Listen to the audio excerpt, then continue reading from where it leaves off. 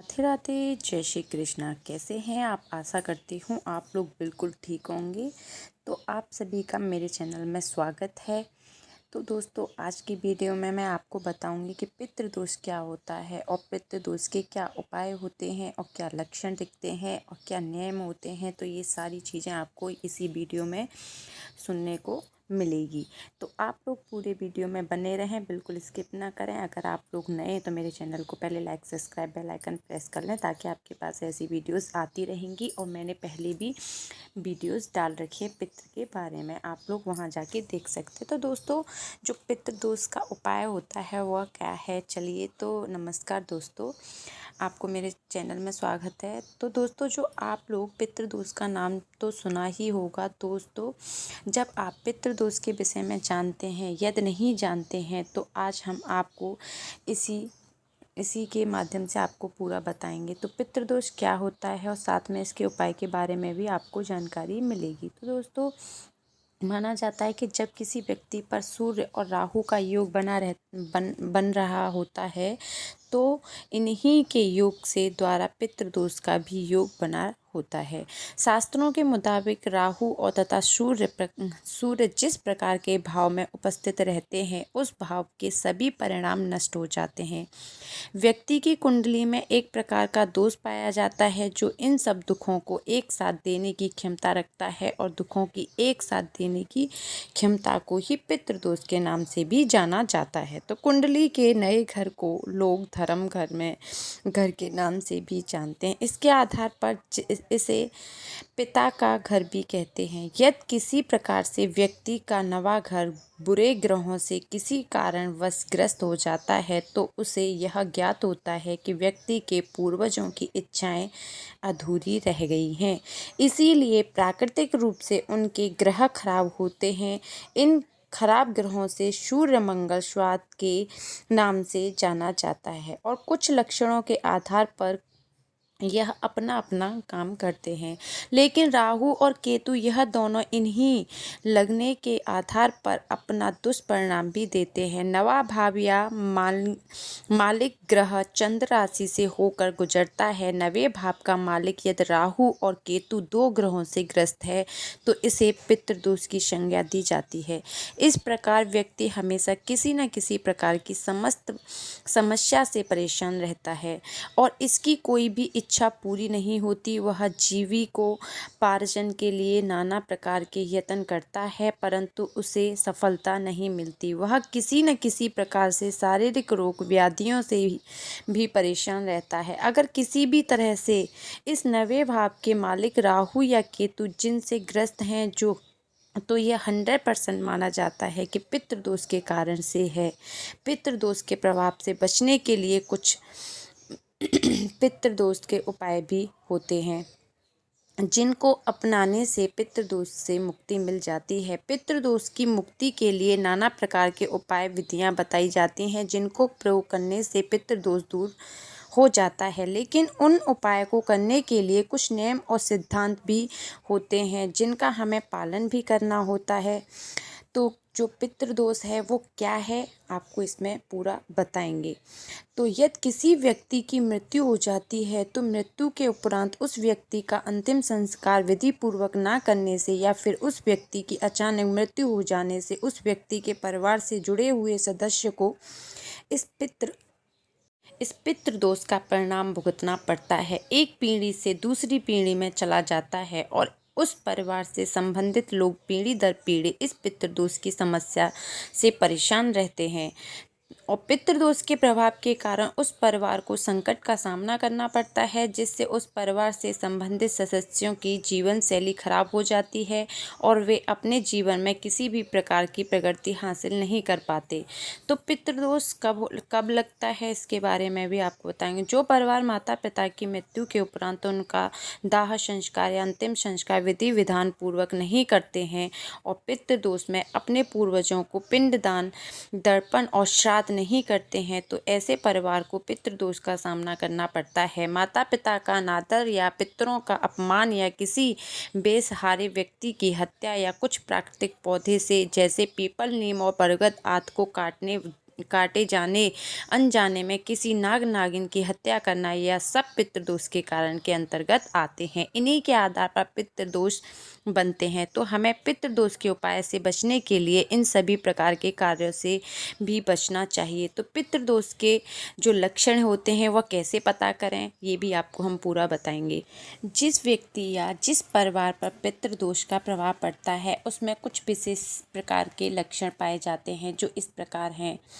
तो परिवार में किसी व्यक्ति की अचानक दुर्घटना में मौत हो जाना, किसी व्यक्ति का लंबे समय से किसी बीमारी से पीड़ित होना, परिवार में किसी विकलांग बालक बालिका का जन्म होना, बच्चों द्वारा अनुचित व्यवहार किए जाने पर अपमानित होना, परिवार की किसी नई नवेली महिला का गर्भधारण न होना, परिवार के किसी सदस्य के विवाह अपराध व वर वधू में किसी एक की मृत्यु हो जाना, घर में किसी व्यक्ति का शराबी कबाबी हो जाना, परिवार में कलह का होना, यह सब पितृदोष का लक्षण होते हैं। तो जो पितृदोष से क्या हानियाँ होती हैं उसके बारे में भी आप पूरा सुन लीजिए।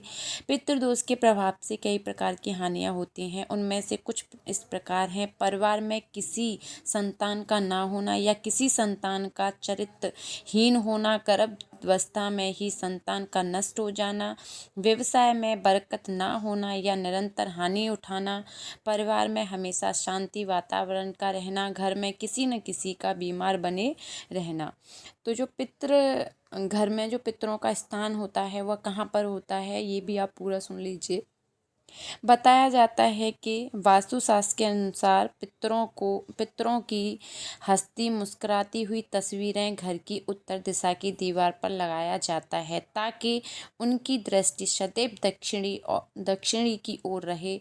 दक्षिण दिशा में हम दिशा या पितरों की दिशा माना गया है।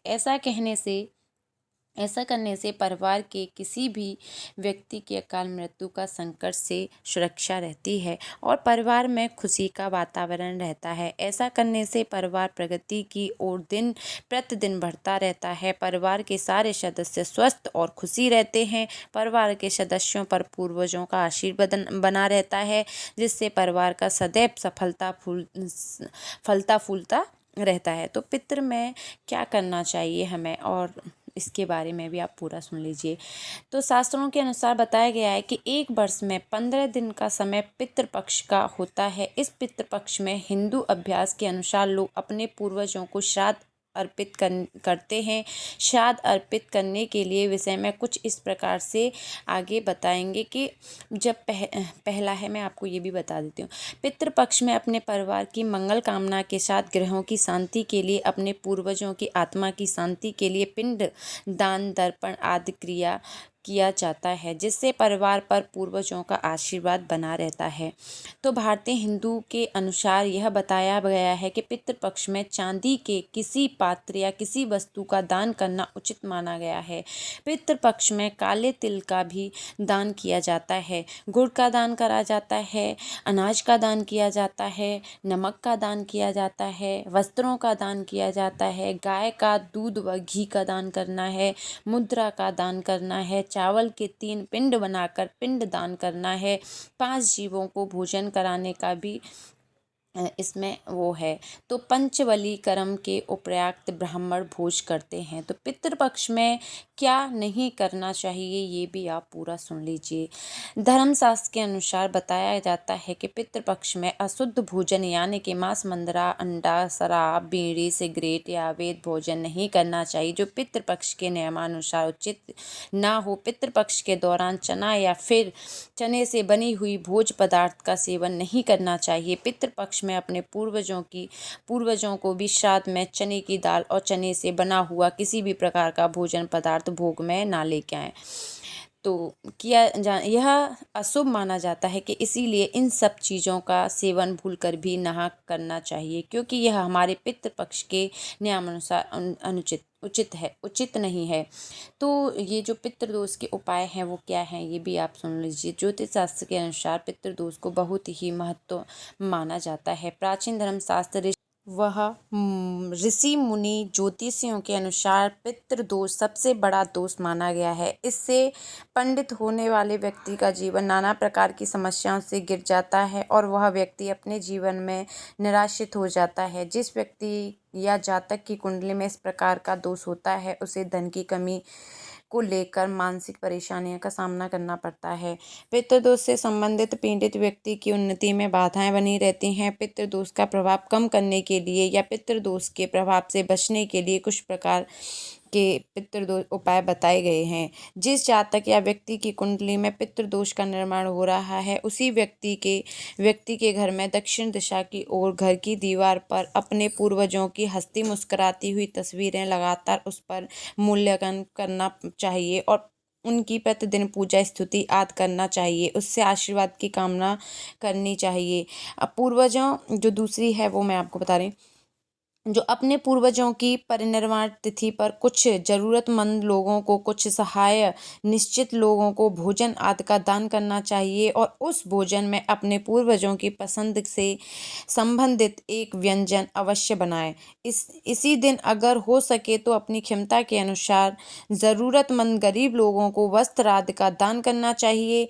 ऐसा करने से पितृदोष समाप्त होता है। हिंदू सभ्यता के अनुसार पीपल के वृक्ष पर दोपहर के समय सुंदर पुष्प, शुद्ध जल, अक्षत्र से युक्त दूध, गंगा जल, काले तिल आदि चढ़ाकर अपने पूर्वजों का स्मरण कर उनसे आशीर्वाद की कामना करनी चाहिए। सायकाल के समय में अपने घर में घी का दीपक जलाएं और नागश्रोत, महामृत्यु मंत्र या रुद्र सूक्त का पितृदोष व नवग्रह का श्रोत का पाठ करें। इससे भी पितृदोष की मुक्ति होती है। सोमवार के दिन प्रातः काल में ब्रह्म मुहूर्त से स्नान करके शिव मंदिर जाकर के जल में आग के पुष्प, कच्ची लस्सी व बेलपत्र के साथ शिव जी की पूजा उपासना करनी चाहिए। 21 सोमवार तक शिव जी की पूजा उपासना करने से पितृदोष का प्रभाव समाप्त हो जाता है। रोजाना अपने इष्ट देव व कुल देवता की श्रद्धा भाव से पूजा उपासना करने से पितृदोष समाप्त होते हैं। कुंडली में पितृदोष होने के कारण अपने गांव या रिश्तेदार से संबंधित किसी गरीब कन्या के विवाह में कुछ सहायता राशि प्रदान करने से पितृदोष का प्रभाव कम हो जाता है। हिंदू परंपरा के अनुसार ब्राह्मणों को गोदान, गर्मी में पानी पिलाने के लिए सार्वजनिक कुओं का निर्माण कराना या राहगीरों को जल पिलाने से पितृदोष की मुक्ति मिलती है। अपने घर के समीप किसी पवित्र स्थान पर पीपल या बरगद पेड़ लगाएं। भगवान श्री विष्णु के मंत्र का जाप करते हुए श्रीमद् भागवत गीता का पाठ भी करें। ऐसा करने से पितरों को शांति मिलती है और पितृदोष कम हो जाता है। अपने पूर्वजों का नाम व गरीब छात्र छात्राओं को उनकी शिक्षा से संबंधित सहायता करने से, पूर्वजों के नाम या अस्पताल, मंदिर, विद्यालय, धर्मशाला आदि निर्माण करने से भी पितृदोष से मुक्ति मिलती है। तो आशा करती हूँ आप लोगों को ये वीडियो पसंद आई होगी। राधे राधे, जय श्री कृष्णा। मिलते हैं आपसे ऐसी अगली वीडियो में। आप लोग अगर ऐसी वीडियो देखना चाहते हैं तो मेरे चैनल पर जाके दे सकते हैं। पितृदोष के कारण मैंने आपको कई सारी वीडियो अपलोड कर रखी हैं। आशा करती हूँ आपको ये वीडियो पसंद आई होगी और भी वीडियो पसंद आती होंगी। मिलते हैं आपसे ऐसी अगली वीडियो में। राधे राधे, जय श्री कृष्णा।